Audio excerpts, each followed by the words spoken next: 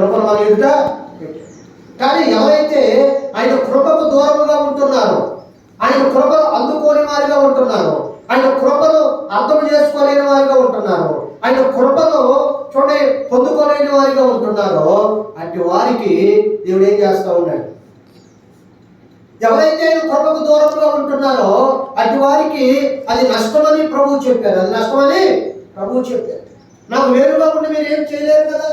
వేరుగా ఉండుటను బట్టి మీరు అనేక విధాలుగా నష్టపోతూ ఉంటారు. అందుకనే నన్ను కనుగొనని వాడు తనకే హాని చేసుకును. నన్ను కనుగొన్నవాడు జీవమును కనుగొను. జీవాన్ని కనుగొంటాడు.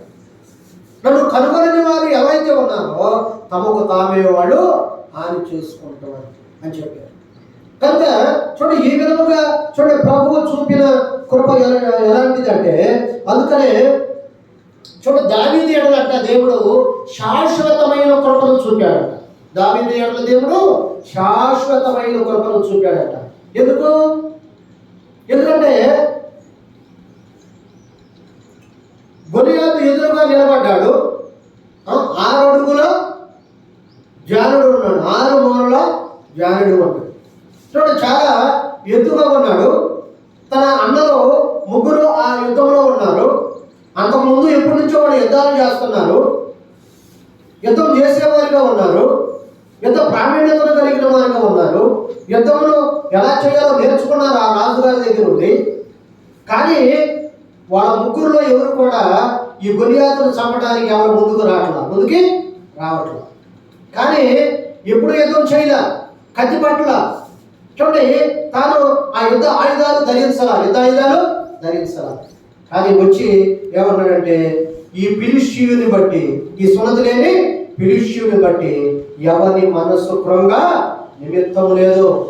ఈరోజు వాడిని చంపి వాడి యొక్క మాంసమును కాకులకు గద్దలకు విసిరి వేస్తానన్నాడు.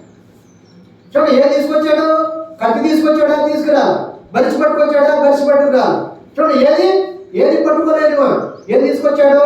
5 రాళ్ళు ఏరుకున్నాడు. ఒక ఒరిస్సును పట్టుకుని వచ్చాడు. కర్ర తీసుకొచ్చాడు. ఎందుకంటే గొర్రెలు మేపుకునే వారి దగ్గర కర్ర ఉంటుంది. ఏముంటది? కర్ర ఉంటుంది కంపల్సరీ. ఆ కర్ర తీసుకొచ్చాడు.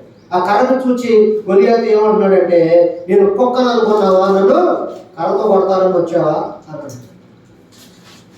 అతని చేతిలో ఉన్న కట్టుకుని ఎలాంటిది?